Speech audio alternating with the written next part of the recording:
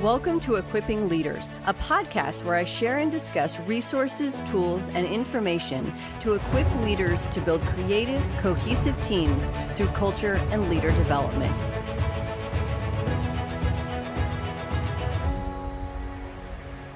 Welcome to the Equipping Leaders podcast. I am your host, Natasha, and today I am sharing a conversation that I had with healer and discovery coach, Chrissie Fire Mane. There are so many ways to show up for others, and some of those ways are holding space for people to express what they need to express and be who they need to be. This is a challenge for most people, and fortunately, we have people like Chrissie in the world who can show us all how to do this as leaders and as coaches. Hello. How are you? I'm good, darling. How are you? I am wonderful. Thank you. Thank you so much for joining me, Chrissie. I'm so excited to talk with you. So could we start by having you introduce yourself and tell us your style of coaching and guiding people?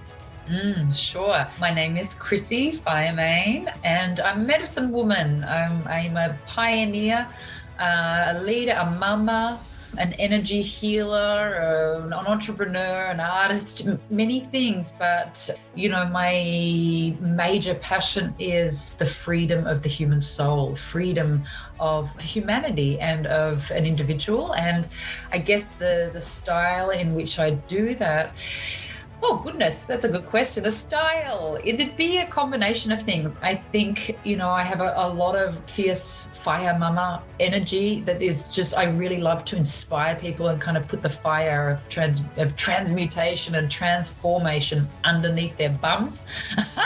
So, I have a lot of energy with this. That's one of my styles, I'd say. But really, in looking at the content and the way it's delivered in my courses and things like that, it's really kind of like shamanic in style, in a way, in that it feels like we are all sitting around a fire and we are sharing as a tribe, and we are listening to our elder, Liz Gilbert Grant, my number one ally and co-facilitator of the courses. And the teachings and the concepts and the transmissions are really, they are just that, they're transmissions. They go from heart to heart. They bypass the mind. So, my work has got nothing to do with learning and intellect and writing, and rather it's heart wisdom and heart expansion. And when we receive that or hear that or detect that, we instantly open and expand. You can feel your heart and your life changing in your seat because you get the awareness for yourself. So I would say that's the style of what I'm doing.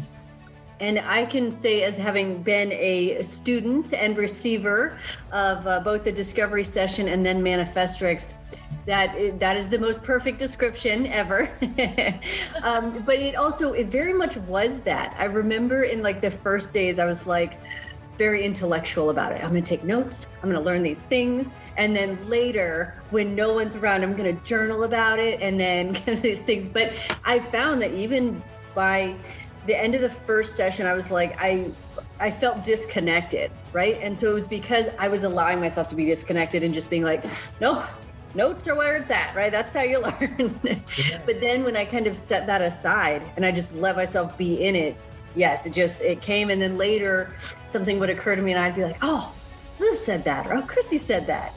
Yes. Wow. Oh, I'm so glad you've shared that, because that actually is kind of, God, that could be an anthem for all of us. It's we learn from direct heart transmission and experience, not through the mind. The mind, the mind teaches us information and facts, but there's really no change there. In terms of radical change, in terms of freedom, in terms of success in our relationships and life satisfaction, none of it is in the mind. It's learning things in the mind will never shift that. That stuff has to come from a heart to the heart. And that's really interesting that you shared that. Good on you. Because once we put the notebook aside and the pen aside and just open and listen and let our heart be open, magic happens, right? Yes.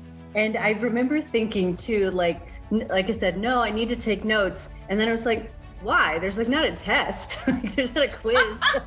Yeah, exactly. What am I studying for? Exactly. And it's that thing where people take notes so I can look at it later. It's like, if you need to look at it later, you didn't get it now. Yes. And you're not going to get it later because it's in the transmission. Are you picking this up now? I've got a gift for you. It's here, it's now, it's my heart vibration inviting yours into something very powerful. And do you want to come? Do you want to feel this? If we're all like, oh, no, we're missing it. We're totally missing it. And it's like, I'm seeing in my mind, Natasha, visions of, us sitting around a campfire with elders, whether that's Indigenous elders, whether that elders who have got wisdom to share with us. We don't take notes and study it later. It comes through the sound in their voice, the pauses they make. It comes through the emotion. Like, we get it. It's a gift. It's a different way to learn, right? Yeah, it's so like right to your heart though. And I can still remember things that both you and Liz said. And it's so funny. I hear it in you guys' voices, and it comes at the right time, right? So like at the moment when I got the information, I was able to absorb what I needed at that time. But like even both you and Liz had said during the course, they were like, later, other things will come too, right? Like as your spirit kind of has time to figure it out. Right on. Like really, if we open our hearts wide to wisdom, from an elder, if we really absorb it, even if we don't necessarily understand it, but we absorb it, it will show up when the time is right. We can never not have it. It's in the heart. It's like, it's a seed. It's growing there, whether we like it or not. So that is it. The integration of these concepts and stories that we're sharing in these courses do take sometimes months, can dawn on us even years down the track when it really hits. Yeah, they are like beautiful seeds that we're planting. Yes, I love it. So with that, can you tell us about the Manifestrix course and then also the Pathway to Freedom course? Love to. I might talk about it in the opposite order because Pathway to Freedom is actually first, and Pathway to Freedom is a 1-month journey.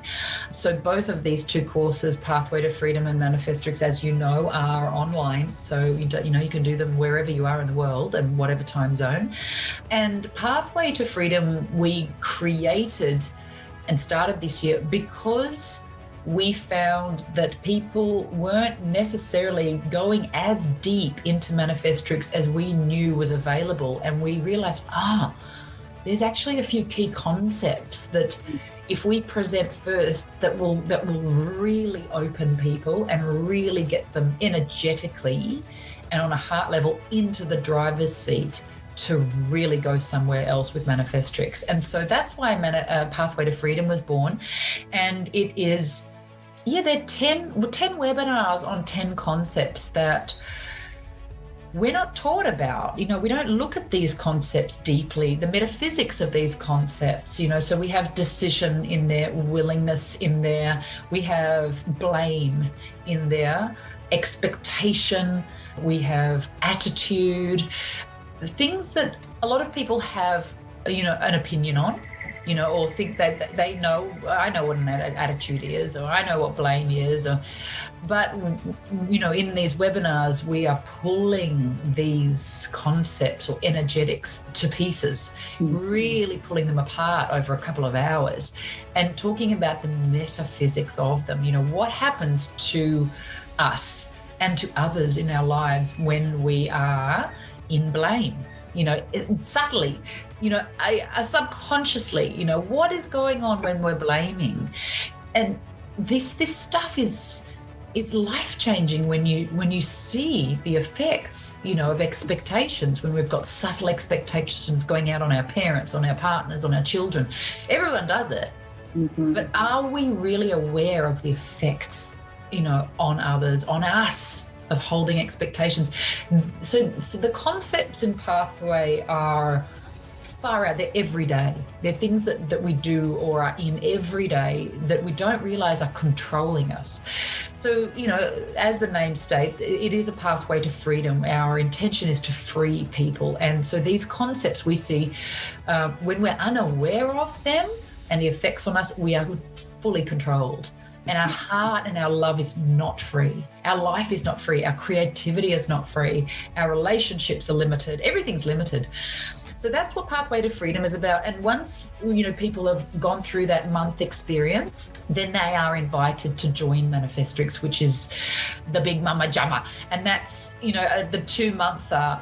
But in that experience, there's sessions involved. Included is, a 3-hour empathic communication session, which is deepest modality of healing that I've ever come across.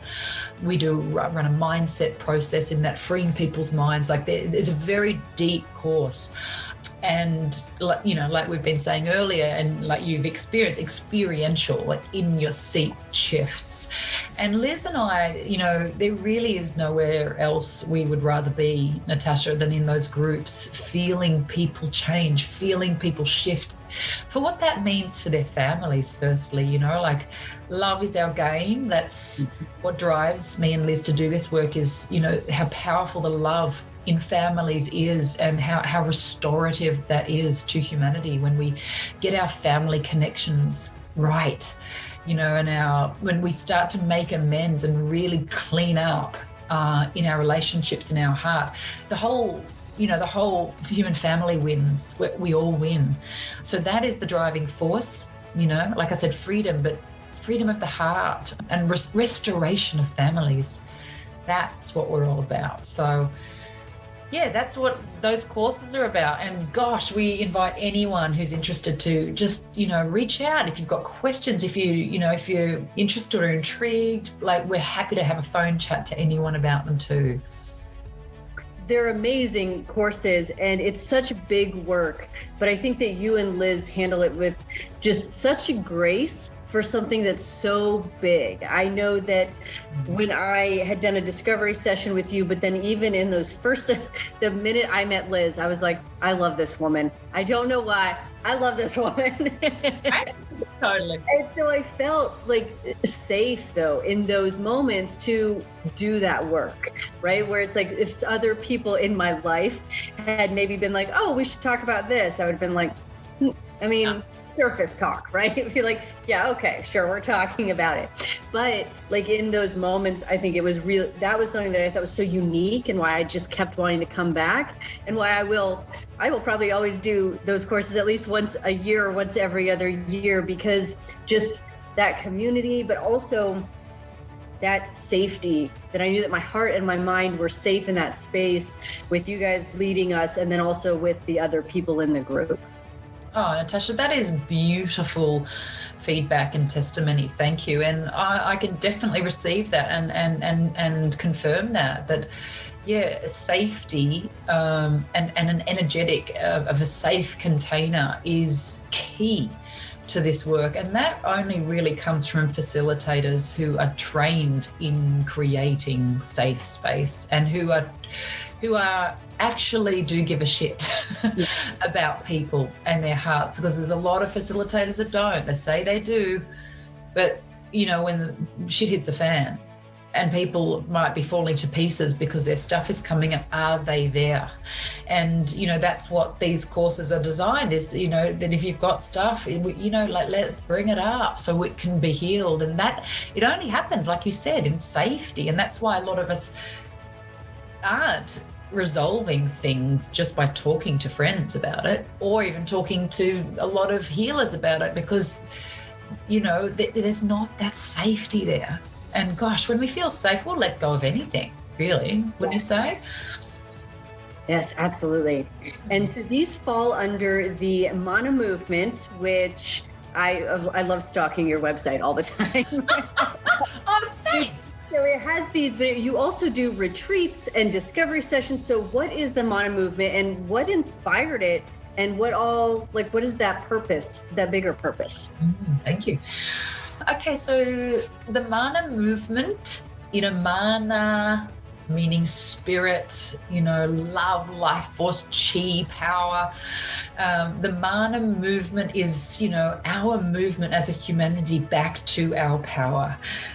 I see that as back to ecocentricity, back to societies, tribes, groups, where we put nature in the center, and not just Mother Nature, but our nature, our multidimensional power as humans in the center, so we moving away from egocentric Western society that's, hierarchical, pyramidal, competitive,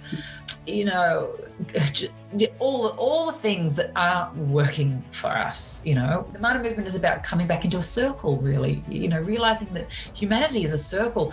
Families should be a circle. Tribe, even organizations should be in a circle. We're all equal. We should be working together, not above or below each other. And so everything that the Mane movement offers, which is these courses, which is one-on-one sessions, which is retreats overseas, which is, charity and philanthropic work, which is a superfood powder even, everything is geared towards empowering you to come back to the truth of humanity, to the truth of who you are, which is where our power is. So really, I feel like what we're doing with the Mane movement, Natasha, is just gently and swiftly actually dissolving or wiping away from people what is not them. It's not like we have to become something. We already are perfect. We already are exquisite, generous, loving, creative beings. We already are that. We've just been covered over and conditioned very heavily by all sorts of dynamics and society. So yeah, we're just keen to dissolve that so people can shine.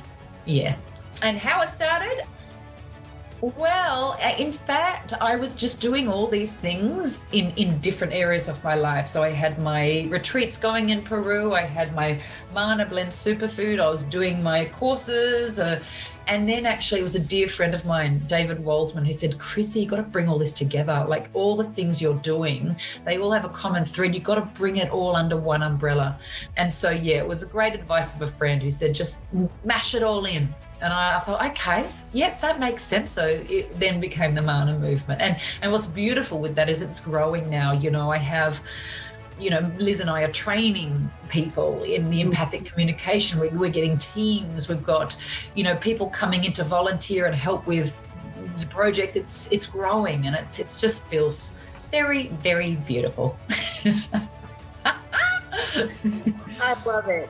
And I also really love when you said that you were moving away the things that were just not, that either no longer serve people or that is put on people kind of throughout their lives. And it reminds me, I know this was like attributed to Michelangelo. I don't know who really said it, but when he was talking about sculpting David, they were like, oh, how did you sculpt something so beautiful? And he said, I just removed all the parts that weren't him. It wasn't like trying to shape something per se. And I think that's, like it was a powerful statement there, but then like that work in a person is powerful. Yes, absolutely. Absolutely. And I think that's, I don't know, I feel like a lot of people can go into hopelessness around self-development work because they think they've got to be something that they're not. And it's like, no, you already are divine. Your love is your power, whether that's your love for your pets, your love for your children or your parents, or flowers. That's your power. There's nothing you have to be in the world. No, it's coming back to the fact that, in fact, our love is a force, a metaphysical force to be reckoned with. And it's coming back to that. So I totally, resonate with what he said about that gorgeous sculpture. Yes. It's interesting too, because I think society is so achievement driven. And I know that I'm very much that way. I should say I'm recovering from being that way because I'm in the recovery process. But it's very much like I would get up in the morning and I'd be like, and these are my goals. These are the things I have to do, or like today is not successful. And they were always quantifiable things. It wasn't like, be happy. Read a book, go outside. It was never things that fed my soul. It was something that society or that something external, which I don't even know what I was aiming for there, but this external thing that was like, keep achieving and keep doing something. If you haven't achieved today, doesn't matter what you did yesterday. And I know a lot of people who get really stuck in that cycle. And I just want to acknowledge you for claiming that and, broadcasting that you are recovering, you are consciously walking out of that mode of living, of that being under the influence effectively of a very sick society. We all are, Natasha, winding ourselves out of a profoundly sick society. And good on you for claiming that and naming that, because I think, that's what we all need to do, is to be honest, that we have all gotten caught in it, and and it's not serving the whole at all, and some of us are benefiting and others aren't, and we've all been part of this. And we need to walk out of it swiftly. And I think a lot of people want that, and they feel it in their bones, they can feel it in their intuition, they feel it in their body, but they haven't learned to trust that as a result of that society that has done its damnedest to squash our abilities to tune into our knowing and our intuition. So people are feeling it, but they don't know how to translate that. They don't know how to speak about it, certainly. So using those words, I'm a recovering achiever. I'm a recovering high achiever. I love it. It's so powerful. It really is. Yeah, I think we all are, honey. We're all recovering. All the work that you do already is amazing. And then you stepped into this, I'm going to call it intense in a lot of different ways. And that's just my perspective of working with victims of human trafficking. So you started the Project Angel. So could you tell us why you started Project Angel and then what it is that you guys do? I started Project Angel because it came in like a vision, actually. It was spirit-led. It was just dawned on me, let's just say, bang, there it was. I realized that I needed to create a community-driven initiative.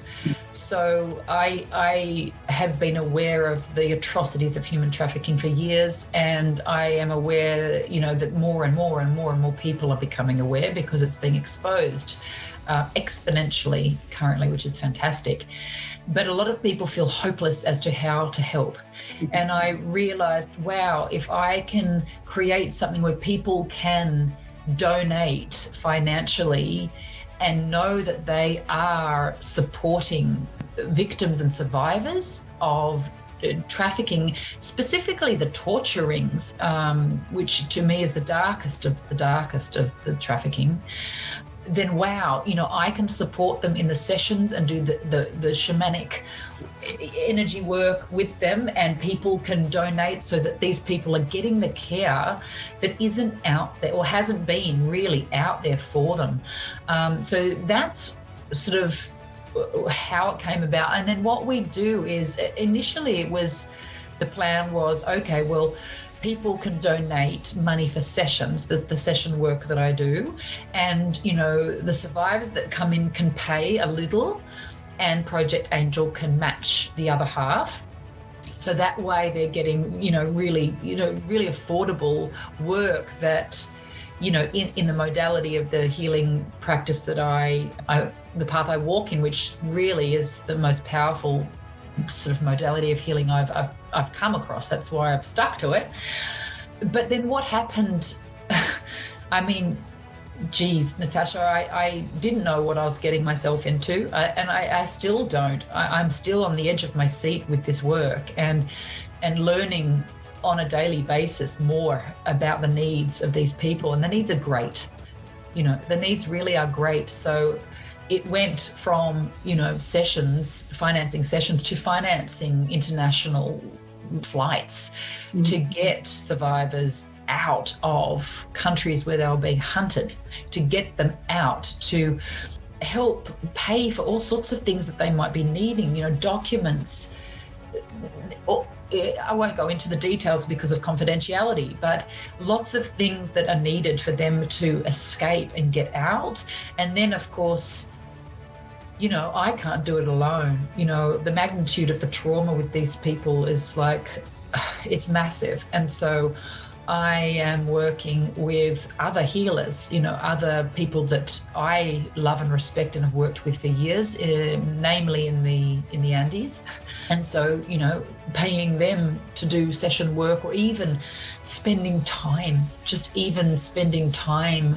with these people who don't have anyone, like no one in their lives, and desperately need help. So, at the moment we're looking for a recumbent tricycle for one survivor, because her body is so traumatized and with strokes and everything from the trauma she's gone through, that it's like, right, the best way of getting her back into movement and control of her life is with one of these trikes. It's like, okay, right, we're looking for a trike, and now I'm going to try and raise the money so it's whatever's needed for these victims who have walked through the darkest shit.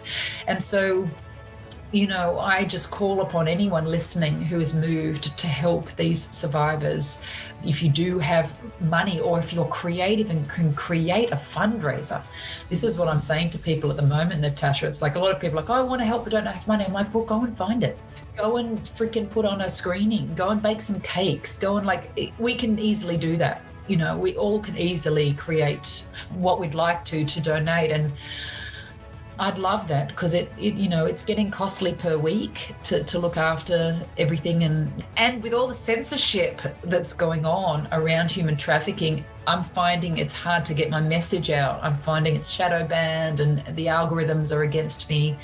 And so, any sharing that anyone feels to do of even the podcast that I did with one of the survivors, anything, it really it's a huge help. So it's a community effort, right? We're all in this together. We've all got to clean up and look after humanity together however we can. It's amazingly powerful work. And I think that a lot of times people, if they can even be acknowledged, if they can even escape. So there's one, right? So that's a huge deal. Then if they can even be acknowledged by some sort of system, these people don't know how to advocate for themselves, and they don't have somebody necessarily to advocate for them. So then they just kind of get put in this system where people aren't really listening to them. Correct. And so to be able to provide that, like you said, just like people who have perfectly functioning families don't get listened to. So then there's these people who have been through this complete trauma. And so just like that piece of listening and being able to walk them through that, I think is immensely powerful work. You got it. And unfortunately, a lot of the system wants to label these people and even make them out to be liars when they hear of the torture and of what is really going on out there. People cannot fathom that level of evil. I don't know what people think happened after World War II. I don't know. I seriously think people just think that evil just vanished off the face of the earth forever. It's like, what? No, it's still here. Evil is still here, and it is doing some really awful shit to beautiful, innocent people, adults and children right now, while we're speaking, while you're listening to this. This is happening, and I think people just do not want to look at it. They just, for whatever reason, and I have compassion, our hearts have gone through enough. It's very hard for people to take this on. But what breaks my heart is in that even in those industries of health care, mental care, these people are being made out to be liars, to be lunatics, they need to be strapped in and drugged up. It's like, oh my God, could you imagine if that was a friend of yours or a sibling or your child that had been snatched and trafficked and tortured and then came out and needed help and the world made them crazy? Like, this is, this is where I want people to start feeling into, because when we feel into this and the plight of these people, wow, even just that empathy does start changing things energetically for them. They feel felt. It's all energy. The whole thing's energetic. So when we have empathy for these people and we actually take a moment to feel what it's like for them, their trauma is alleviated. They do feel understood. And that's the name of the game, that really, in terms of healing, people just want to feel understood. Yes, and it reminds me of, there was a documentary called Equal Means Equal, and it was about women's rights. But one of the really great points that one of the women made was, she said, little girls are trafficked, right? And all these terrible things happen, and then we shun them. She's like, but these aren't some girls, right? These are our girls. And what I loved about that is kind of similar to what you just said too, where it's like, it's a community. So these aren't like some people, some women, some men, because it can be anyone, but like, these are our people. This is our community, and there's no other. And so I always, inclusivity is very important to me on all levels. So that's like, nobody should ever feel like they're other, especially when they've been othered enough by the things that have happened to them, that other people did. So as a people, we can work to heal that, but we can't, we have to remember that they're ours. That is so beautiful, Natasha. And I just want to, fully acknowledge your heart with that, because that is the power. That is the power of humanity that we've forgotten and had squashed out of us, is that we've forgotten how to feel the other. We've forgotten how to feel humanity. Feel, not know in the mind, feel our brothers and sisters.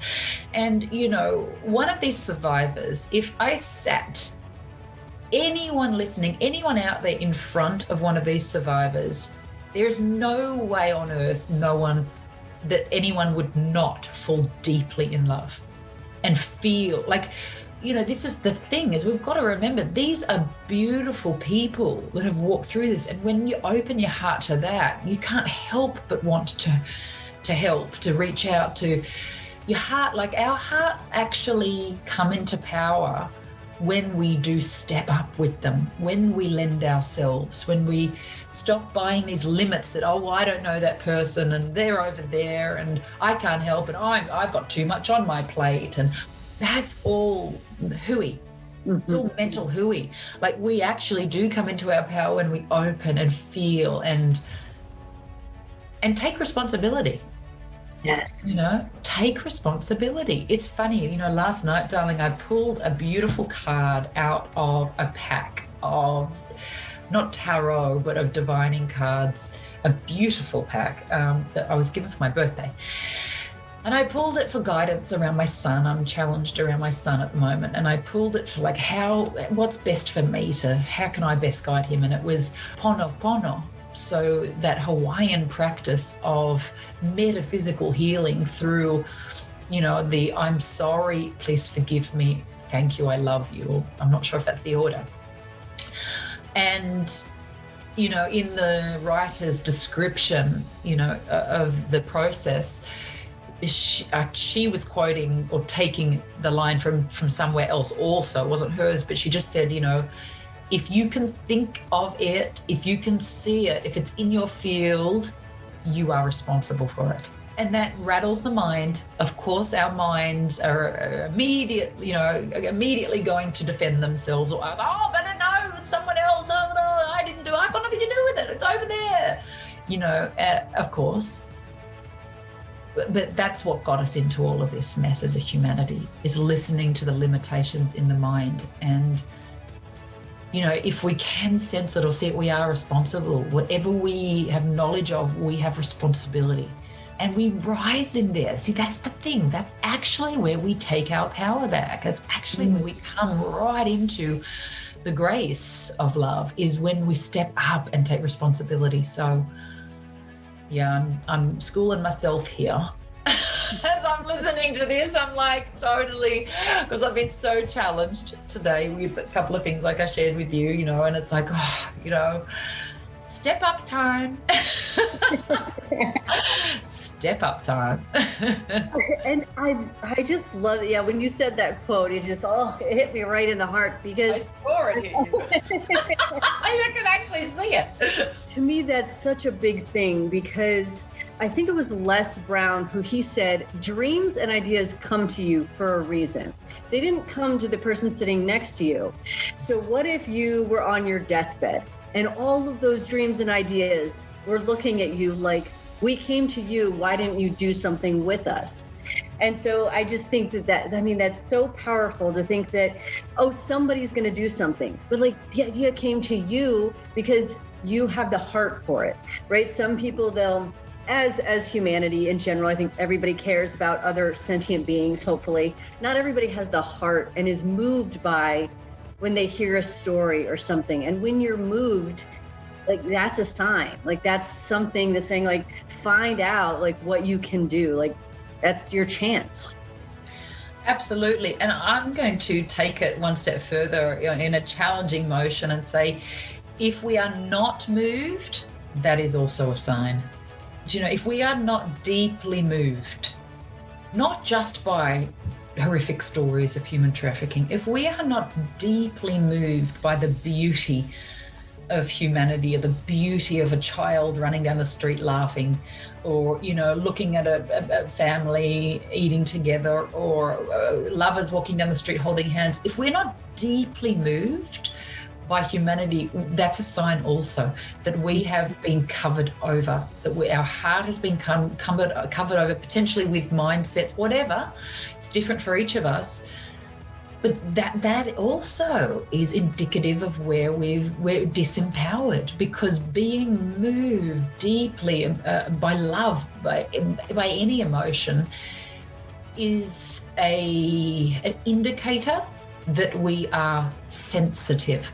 Not the way Western society has bastardized the understanding of sensitivity to make it a weakness. No, we are actually sensitively alert and feeling way outside of ourselves and picking up frequencies and vibrations and alert. That's what sensitive is. It's a power. And you know, when we're moved, it's because we are sensing. We're not hardened and chopped off and calcified by toxins in the body and all sorts of mindsets of control, whether it's from society or religion or whatever. No, we are feeling. And that is part of our power, like we were talking about earlier, you know, coming back to the power of humanity is feeling each other. It's badass to feel, to cry, to be vulnerable takes massive courage. It takes no courage to shut it all down and suppress and be, oh, I'm fine, nothing's wrong. Like, that doesn't take any courage to do that. And in fact, it's incredibly immature. It's incredibly immature and you know, a result of an incredibly immature society. So yeah, you know, feeling and coming back to feeling, look, you know, that is one of the great movements, the great, you know, exoduses, if you like, of millennia of this control that we've been under this society that is only beneficial to a few. You know, it's squashed us and it's squashed our hearts. It's made, you know, men feel like they can't cry, and it's like, what? Men are just as sensitive and nostalgic, and as women, sometimes more, you know, and they've really had a rough trot being smashed by this program for a long time that's not what men do. It's like, what is that all about? That it's just so crazy. And so we're coming back to the richness, you know, like the multi-dimensional, full spectrum rainbow of the human experience, which is an emotional one. One of my masters in the Andes, Puma, told me early on, he said, you know, some experiences are mental, some experiences are physical, some are spiritual. Every single experience you have as a human is emotional. And I thought, oh, wow. And it's right. Our emotional body is actually an interface between us and the environment. Through our emotions, we experience things. And people, I don't experience it. It's like, no, you're just suppressing all your emotions. That's what's happening. You are feeling. You've just suppressed it, so you don't even realize you're feeling. But yeah, we feel everything through our emotions. In my line of work, because I'm working with emotional transmutation so much, and you know, the people that come to me in my work are ready for that mostly. I sometimes forget, to be honest, that there are a lot of people who are still very, very, very scared of owning that they feel. Like, it just seems like it just feels like, archaic to me, but it is still happening, right? And I can say that the people who come to you are probably open to it and ready. But I think also, like I said earlier, like you do create the space, because I'm not a big like crier in general, not because I don't want to, that's not how I express things. But I do know that like within the first, I think it was like 8 minutes, I remember looking at the clock being like, we're 8 minutes in our session, and there was something about our connection where I just was like, okay, here it all is.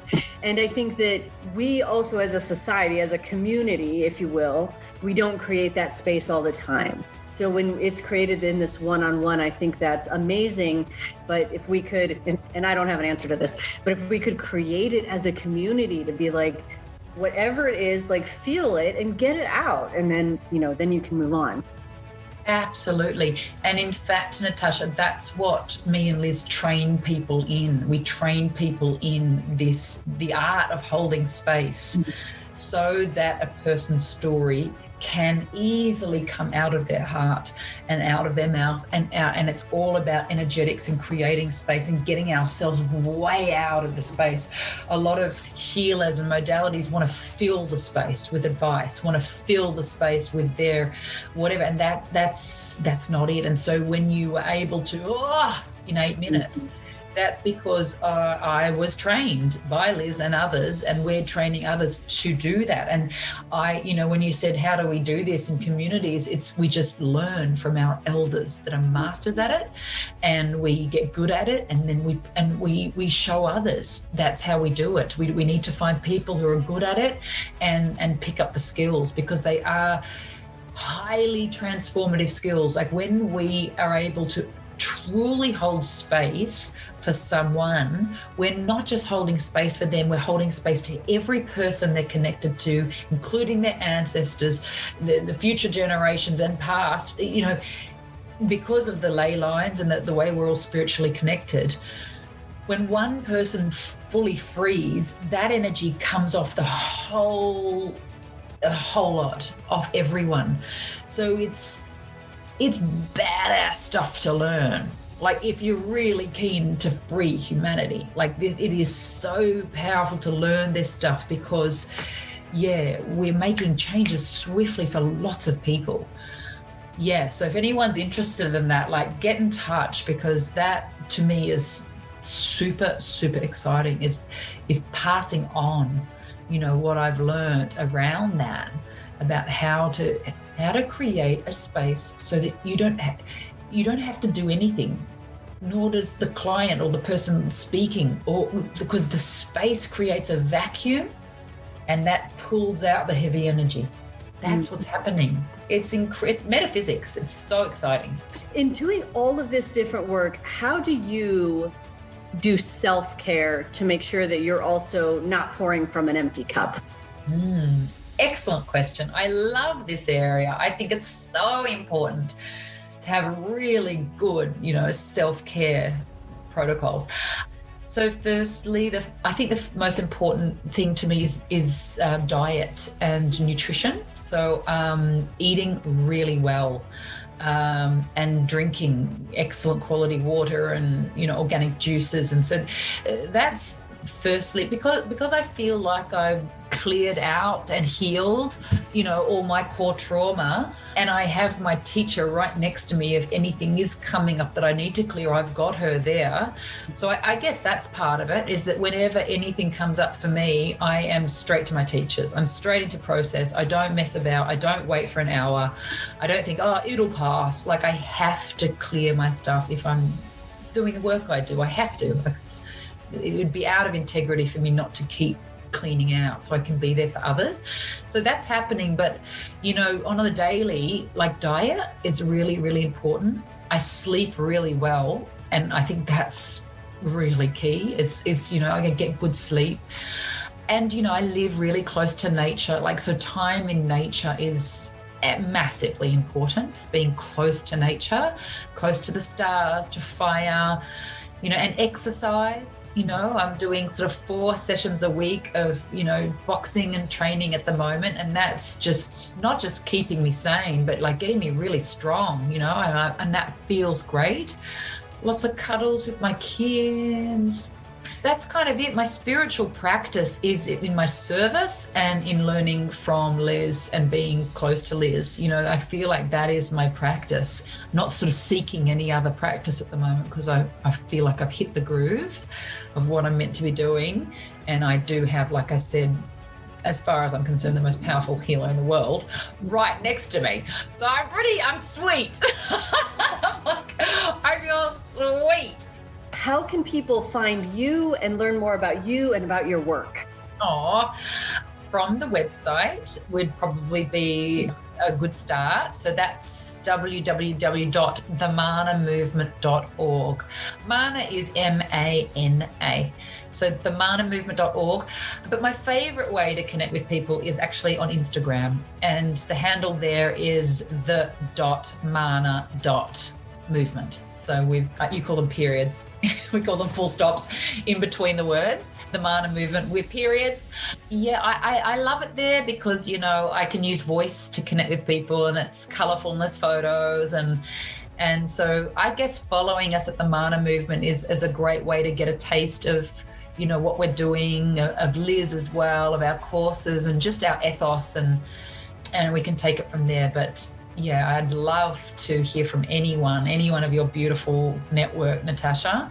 I really would. It'd be an honor to meet them. I'm so grateful to be invited to talk to you today also. You're a beautiful viewer. Oh, thank you so much. Yeah, it meant like the world to me when I had sent you the invite request, and then you came back and it was a voice message on Instagram and you said yes, and I was like, yes. Oh, honey. Really, I feel honored too. And it's beautiful to feel your passion, what you're doing with that as well, and bringing this podcast to the people. I know how passionate you are about podcasts. You've told me, and here you are, rocking your own. It's so cool. In this episode, Chrissie and I touched on a lot of topics, including mindfully holding space and truly listening. To learn more from Chrissie, you can join an upcoming course such as the Pathway to Freedom, which we talked about in this episode, which kicks off on July 19th. To explore these concepts more for your own self-development, I would invite you to journal about a few questions and a quote. The first question is, when was the last time you truly held space for someone else, or had someone else hold space for you? And what was that like? The second question is, how can you cultivate better listening skills? The quote I have for you is from an unknown source, and it says, "Stop giving your demons the fuel they need to set you on fire."